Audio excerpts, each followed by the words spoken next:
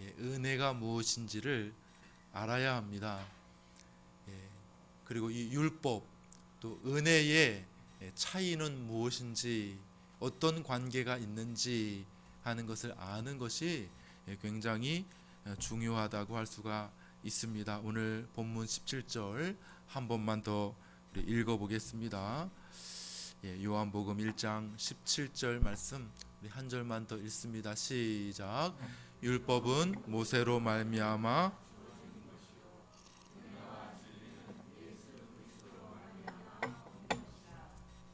여기 본문에 보니까 율법이 나오고 또 은혜가 나오는 것을 볼 수가 있습니다. 이 두 가지가 좀 다르다는 것이죠. 출처가 좀 다릅니다. 율법은 누구에게서 나왔습니까? 모세에게서 나왔다. 이렇게 모세로 말미암아 왔다. 이렇게 이야기하고요. 또 은혜는 진리는 또 어디로 말미암습니까? 예수 그리스도로 말미암았다. 이렇게 다른 점에 대해서 이야기를 하고 있습니다. 이 둘은 또 기능도 역할도 좀 다르고요. 그 특성도 좀 다릅니다. 그래서 오늘 이 시간에 뭐가 다른가에 대해서 함께 생각해 보려고 합니다. 먼저 율법입니다. 율법은 뭘까요? 율법은 말 그대로 하나님께서 우리에게 주신 법을 말하는 것이죠. 대표적으로 뭐가 있습니까? 하나님께서 그렇죠. 십계명이죠. 신의 산 위에서 하나님께서 모세를 통하여서 10가지 계명을 우리에게 허락해 주셨는데, 하나님 인간이 만든 법도 있을 수 있겠죠. 인간도 요즘에도 법 때문에 우리 사회가 시끄럽고 법무부 장관이 어땠느니 이슈 메이커가 된 것 같아요. 법 때문에 막 인간이 만든 법도 있지만은 율법이라고 하는 것은 뭐냐면 그 출처가 어디예요? 하나님께서 우리에게 주신 법, 그것을 율법이라 이렇게 부르게 됩니다. 율법은 기본적으로 좋은 것이죠. 하나님으로부터 나온 거니까 일단 신성하죠. 거룩합니다. 또 선한 것이죠. 율법은 굉장히 좋고 아름다운 것입니다.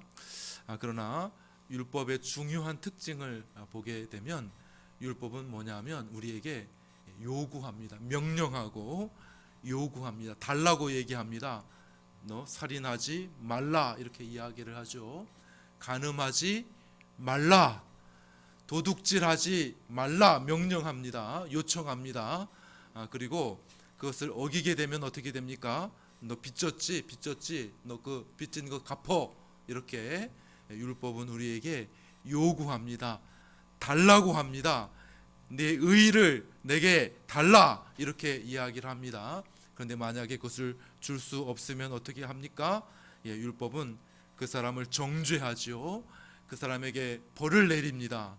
그를 심판하게 되는 그러한 기능이 있죠. 그렇다고 해서 율법이 잘못된 것은 아니지 않습니까? 율법이 있어야 이 사회가 유지되지 않습니까? 법이 있어야 사람이 지키죠.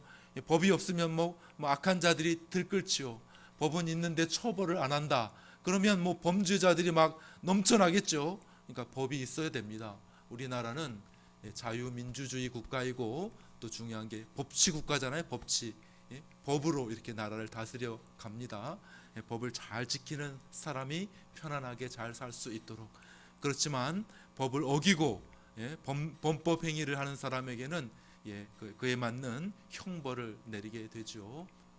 가볍게는 벌금부터 시작해서 심한 죄는 또 징역, 심지어 사형 이런 것까지 내리게 되지 않습니까? 그런데 법이 없으면은 어떻게 되겠습니까? 악한 자들이 더 들끓게 되지 않겠습니까? 그러면 일반 법을 잘 지키며 사는 사람들이 많은 피해를 당하잖아요. 요즘에 검수완박 이렇게 이야기를 하게 되는데, 또 논쟁이 있습니다만, 그죠?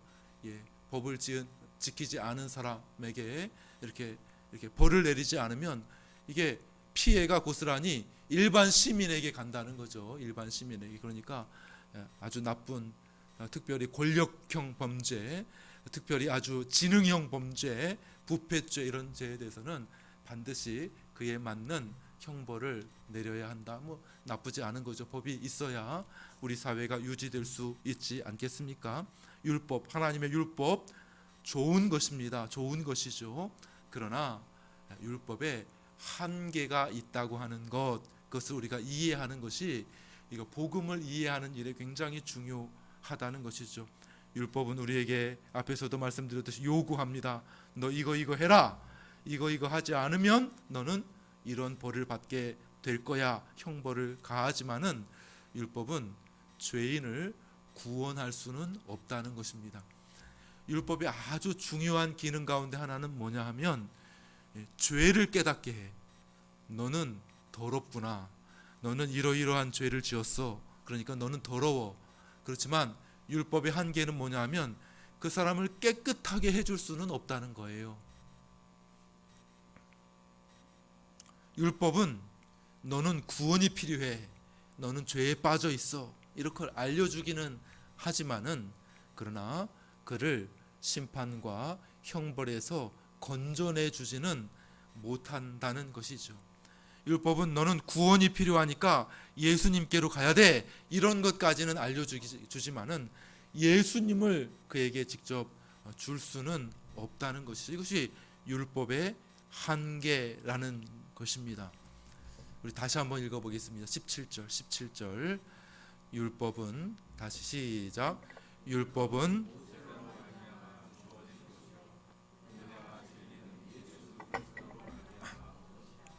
여기에 율법 외에 또 한 가지가 주어지게 됩니다. 전혀 다른 것입니다. 율법은 모세로 말미암아 왔습니다. 율법이 하는 일은 우리에게 요구하고 명령하는 일이죠. 그러나 율법 외에 전혀 다른 한 가지 다른 원리가 우리에게 왔는데 바로 은혜입니다. 은혜는 예수 그리스도로 말미암아 우리에게 주어진 것이라고 말씀하고 있습니다. 그럼 은혜는 뭘까요? 은혜. 여러분들 은혜가 뭔지 아십니까? 만일 여러분들이 은혜가 무엇인지를 안다면, 만일 여러분들이 정말 은혜를 받은 사람이라고 하면, 만일 여러분들이 정말 은혜를 경험했다고 하면 여러분은 정말 크게 기뻐하지 않을 수가 없을 것입니다. 은혜를 받은 사람은 마음에 막 기쁨이 넘치게 되는 것이죠.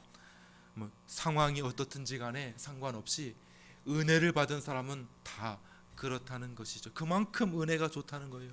은혜가 뭔데요? 은혜는 첫 번째 은혜의 특징은 은혜는 우리에게 따라해 봅시다. 은혜는 준다. 율법은 뭐라고요? 달라고 요청하는, 달라고. 너 이건 내게 줘. 너 이런 선한 행동을 잘 해야 돼. 이렇게 율법은 우리에게 요청하는 것이라고 하면 은혜는 우리에게 준다는 것이에요. 율법은 너 얼마 빚졌어. 자, 계산하자. 그러니까 너 빚 갚어. 이렇게 율법이 말한다면 은혜는 정반대로 우리에게 준다는 것이죠. 여러분들 성경 가운데 가장 유명한 구절이 무엇입니까? 뭐 대부분 사람들, 뭐 교회 다니는 사람들은 뭐 다 암송하지요. 요한복음 3장 16절 한번 암송해 볼까요? 시작. 하나님이 세상을 이처럼 사랑하사 독생자를 어떻게 했다고요? 따라해 봅시다. 하나님이 주셨으니. 이게 바로 은혜라는 것입니다. 은혜라는 건 뭐냐? 은혜라는 것은 하나님이 우리에게 주시는 것이 바로 은혜라고 하는 것이에요. 율법은 우리에게 요구하고 요청하고 달라고 한다면 너는 의로워야 돼. 의를 내게 다오. 이렇게 요청한다면 은혜는 무엇입니까? 하나님께서 우리에게 주시는 것이라고 말씀하고 있는 것이죠. 자, 율법과 은혜의 차이를 잘 설명하고 있는 성경에 그 비유가 하나 있습니다. 마태복음 20장에 보게 되면 포도원 품꾼의 비유가 나오게 됩니다. 포도원을 가지고 있는 주인이 있었습니다. 그래서 일꾼을 찾고 있죠. 그래서 이른 새벽에 나아가서 일꾼을 구합니다. 그래서 일꾼이 이제 이렇게 기다리고 있는 것이죠. 기다리고 있습니다. 누가 나를 불러주는 사람 없는가? 오늘은 어디 가서 일해야 되지? 일용직 근로자인 것 같아요. 그런데 이제 포도원 주인이 내 포도밭이 저기 있으니 당신 저쪽 가서 내 포도원에서 좀 일하시오. 내가 일이 마치면 하루 품삯을 주겠소. 이렇게 해서 포도원에 들어가게 됩니다. 그런데 몇 시간 후에 또 가보니까 또 일거리가 없어서 일을 찾고 있는 그런 사람들이 있는 거예요. 당신들도 들어가시오. 정오에 가보니까 또 있고, 심지어 이제 6시가 되면 일이 마감하는데 오후 5시에 갔는데도 여전히 일거리가 없어서 빈둥빈둥거리고 있는 사람이 있는 거예요. 그래서 당신도 들어가시오. 1시간 남았어. 1시간 남았는데 당신도 내 포도원에 들어가시오. 이렇게 해서 그 사람도 들어가게 되었다는 거죠. 그래서 이제 다 계산을 합니다. 마지막에 계산. 자, 품삯을 6시가 되어서 이제 품삯을 나눠 주는데 그 1시간 일한 사람이 하루 품삯을 받는 거예요. 일도 거의 안 했어. 뭐 5시에 만났으니까 포도원에까지 가고 또 뭐 준비하고 뭐 이것저것 챙기다 보니까 뭐 시간이 다 가지 않았겠습니까? 뭐 일을 한 게 거의 없는 것 같아요. 일한 게 거의 없는데도 하루 품삯. 그러니까 기대하는 사람 있죠. 나는 온전히 하루를 다 했으니까 내게 더 많이 줄 거 아니겠어? 이렇게 생각하고 기대하고 있었던 사람도 하루 품삯을 이렇게 주니까 처음에 어떤 사람들이 좀 짜증내고 화를 냈다, 그런 이야기가 있습니다. 처음에 왔던 사람들, 그 사람들은 율법 따져 막 내게 왜 안 줍니까? 그런데 주인 이게 맨 마지막에 온 사람에게 주인이 하는 것은 뭡니까? 은혜이죠. 은혜. 일한 것이 없어요. 뭐 1시간밖에 일하지 않았어요. 그런데도 불구하고 하루 온종일 일한 것처럼 여겨가지고 그 사람에게 하루 품삯을 주었다. 이것이 바로 성경은 은혜라 이렇게 이야기를 하고 있다는 것이죠. 일하지 않았는데도 일했다고 여겨주는 것, 그 사람이 전혀 경건하지 않은 자인데도 경건하다고 인정해 주는 것, 그 사람이 전혀 의로운 사람이 아닌데 의의가 없고 죄인임에도 불구하고 당신은 의로운 자요 이렇게 인정해 주는 것, 거저 그냥 그것이 바로 은혜라 이렇게 성경은 말씀하고 있다는 것이죠. 사람들과 대화하다 보면 이 은혜를, 이 복음, 은혜의 복음을 잘 이해하지 못하는 사람들이 종종 있는 것을 보게 됩니다. 이리 와보세요. 우리 교회 갑시다. 교회 좀 나오시죠. 이렇게 이야기를 하면 그분들이 하시는 말씀이 종종 그런 말을 듣습니다. 아유, 나중에 갈게요. 아직까지는 아니고요. 나중에 좀 착해지면 갈게요. 이렇게 말씀하시는 분들이 있습니다. 나중에 갈게요. 아이고, 술 담배 끊고 갈게요. 지금은 안 될 것 같아요. 나중에 갈게요. 지금은 내가 너무 이기적이잖아요. 죄가 많아서 못 가겠어요. 그러니까 나중에 좀 죄가 좀 없어지고 나면 갈게요. 이렇게 말씀하시는 분들이 종종 있는 것이죠. 당신 구원 받았습니까? 교회 안에 오래 신앙 생활 한 사람들, 학생들에게도 물어보면 그런 말을 해요. 아유, 저 같은 것이 뭘 구원 받습니까? 당신 오늘 죽으면 천국에 갈 수 있습니까? 아이고, 저는 안 될 것 같습니다. 왜요? 왜? 저는 나쁜 짓을 너무 많이 했거든요. 그러니까 조금 더 회개하고 조금 더 애쓰고 신앙생활 좀 잘하고 하나님 기뻐하시는 일을 좀 해야지 그래도 천국에 가고 구원받을 수 있지. 아직은 안 될 것 같습니다. 이렇게 말하는 사람들이 많이, 이거 바로 율법이에요. 율법. 내가 열심히 일하면 일해서 받겠습니다. 이렇게 말하는 것이 율법이죠. 은혜는 아닙니다. 은혜는 그냥 하나님이 우리에게 거저 주시는 것이 은혜라는 것이죠. 자, 은혜의 첫 번째 특징 다시 한번 따라해보세요. 은혜는 준다. 은혜는 주는 것입니다. 자, 두 번째 특징 뭐 비슷합니다. 다시 한번 따라. 은혜는 값없이 준다. 앞에서 했으니까 뭐 비슷한 가볍게 넘어가겠습니다. 성경 구절 한 구절 읽을까요? 로마서 3장 24절 말씀 같이 읽겠습니다. 시작. 그리스도 예수 안에 있는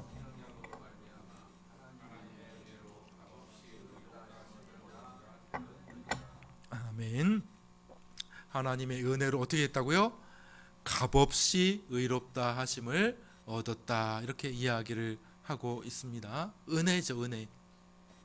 은혜는 뭔가 어떤 대가를 지불하고 나서 받은 것이 아니라는 것이죠. 아무것도 대가를 지불하지 않았습니다. 아니, 처음부터 그 대가를 지불할 능력조차도 없었습니다. 그런데 하나님께서 우리에게 거저 주셨다. 값없이 주셨다. 이것이 바로 은혜라는 것입니다. 우리 이사야 55장 1절 말씀도 한번 읽어보십니다. 이사야 55장 1절 말씀, 제가 한번 읽겠습니다. 읽습니다. 물로 나아오라. 너희는 와서 사 먹되 돈 없이, 뭐 없이?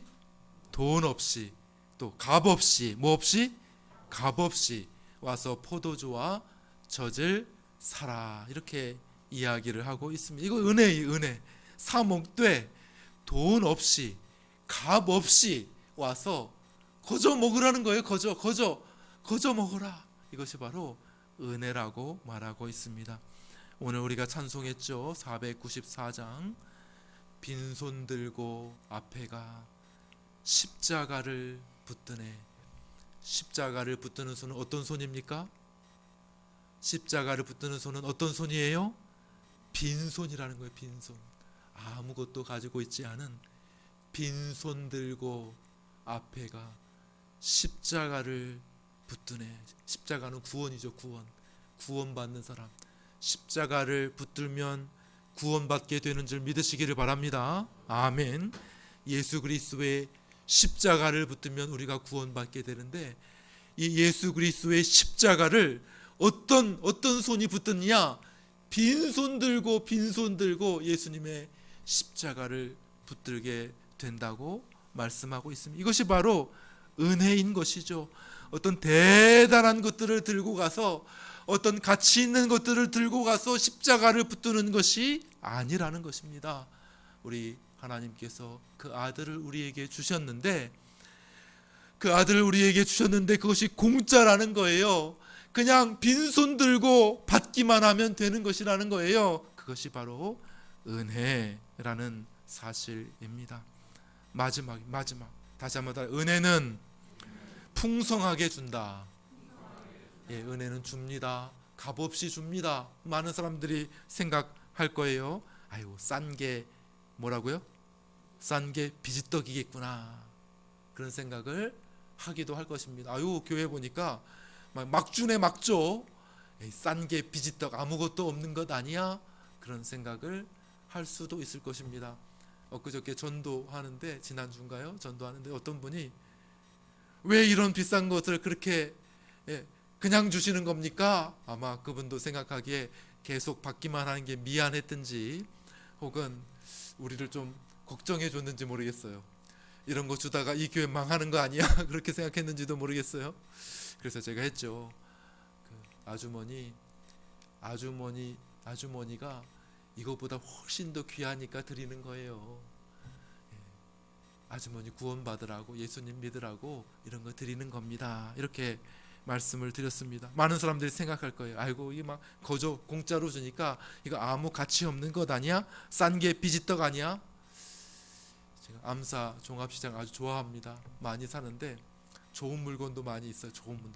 그런데 때때로는 조금 허술한 물건들도 있긴 있더라고요. 와, 이게 이 가치가 돼. 그래서 바지를 하나 샀어요. 바지.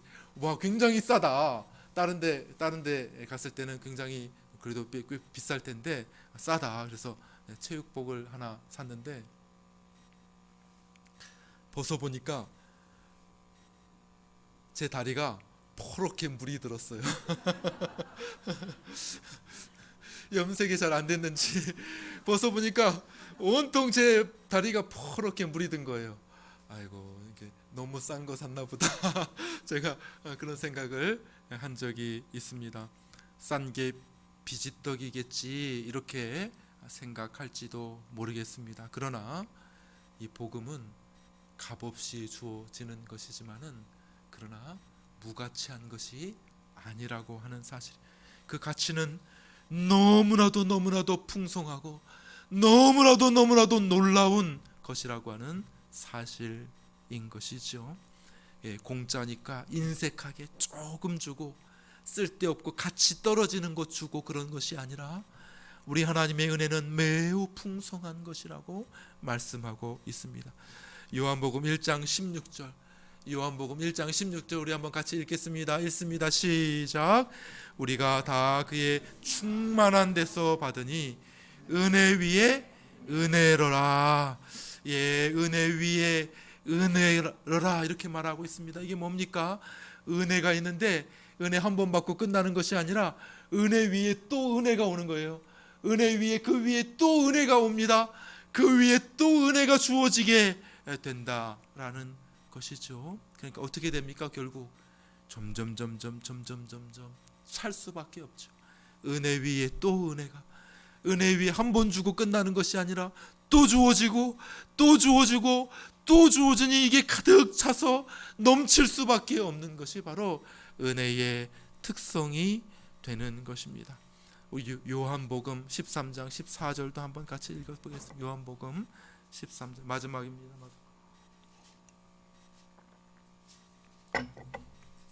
우리 같이 읽겠습니다. 시작. 이 물을 마시는 자는 목마르려니와 주는 마시는 자는 영원히 목마르지. 내가 주는 물은 그 속에서 영생하도록 솟아나는 샘물이 되리라. 아멘. 이 물을 마시는 자마다 다시 목마르려니와, 이 물은 여기 우물을 말하는 우물, 앞에 있는 우물, 여기 담겨져 있는 물처럼 이 물을, 우물에 있는 이 물을 마시는 자, 열심히 그 두레빵 내려가지고 열심히 들어 올려서 물을 시원하게 마신다 하더라도 이 물을 마시는 자는 조금 있으면 다시 목마르려니와, 그러나 내가 주는 물을 마시는 자는 영원히 목마르지 아니하리니 영생하도록 솟아나는 샘물이 되리라. 이것이 바로 은혜인 것이죠. 은혜는 찔끔찔끔 인색하게 주어져서 아이고 조금 더 줘, 모자라 이렇게 말하는 것이 아니라는 것이죠. 주기 싫은데 마지 못해서 억지로 주어지는 것이 은혜가 아니라는 것입니다. 은혜는 하나님의 한이 없는 은혜의 원천으로부터 흘러나오게 되는 것입니다. 기꺼이 무엇까지? 그 독생자까지 아끼지 아니하시고 우리를 위해 내어주시는 그 놀라운 사랑으로부터 그 은혜가 흘러나오는 것이기 때문에 그 은혜는 너무나도 풍성한 것이고 영생하도록 솟아나오는, 영생하도록 마르지 아니하는 샘물이 된다고 말씀하고 있는 것입니다. 자, 이제 말씀을 맺습니다.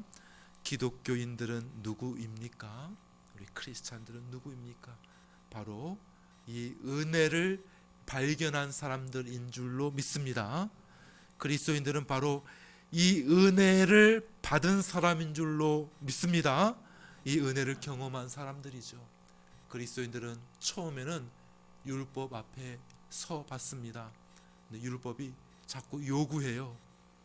너 이거 해, 너 이거 줘, 이렇게 요구합니다. 처음에는 그거 한번 해보려고 했죠. 그런데 율법이 계속 요구하는 거예요. 한 가지 지켰는데 지키기 어려운 다른 것도 또 하라고 계속 요구하는 거예요. 아이고, 나는 이거 못하겠다. 율법을 이행할 수 없다는 것을 깨닫게 됩니다. 그리고 그 율법 앞에서 자기 자신이 죄인이라고 하는 사실을 깨달았죠. 아무리 노력해도, 아무리 힘쓰고 애써도 율법대로 하자고 하면 나는 형벌을 벗어날 수 없구나 라고 하는 사실을 깨닫게 된 되었습니다. 이것이 바로 그리스도인이죠. 그런데 어느 순간 갑자기 은혜가 주어진 것이죠. 내가 한 것은 아무것도 없습니다. 하나님께서 거저 내게 은혜를 주신 것이죠. 나는 아무것도 아닙니다. 나는 율법 앞에 그냥 죄인일 뿐이었습니다.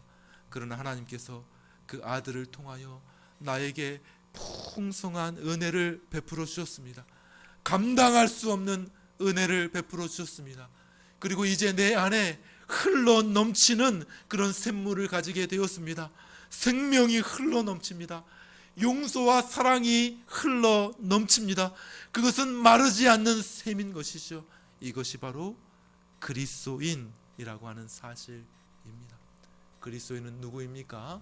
바로 이 은혜를 발견한 사람, 이 은혜를 경험한 사람들인 것이죠. 그러므로 우리 그리스도인들은 만일 그가 바르게 은혜를 이해했다면 정말 크게 기뻐하는 사람이 되지 않을 수가 없습니다. 따라해 봅시다. 항상 기뻐하라. 그것이 우리를 향한 하나님의 뜻이라고 말합니다. 아니 어떻게 항상 기뻐할 수 있습니까? 방법이 있습니다. 하나님의 그 놀라운 은혜, 내게 주어진 그 놀라운 은혜를 기억하면 우리는 항상 기뻐할 수가 있는 것이죠. 나의 상황이 어떠하든지,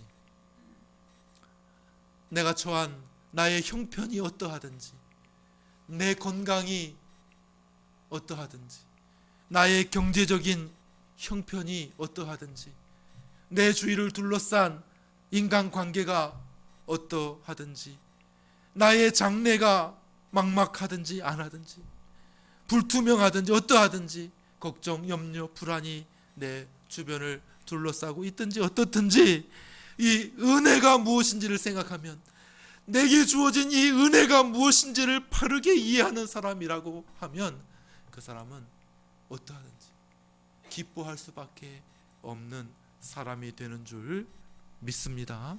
네, 은혜가 바로 이것이죠. 흘러 넘치는 우리 하나님의 은혜를 받은 사람이 바로 저와 여러분인 줄로 믿습니다. 우리 찬송가 309장 같이 찬송하겠습니다.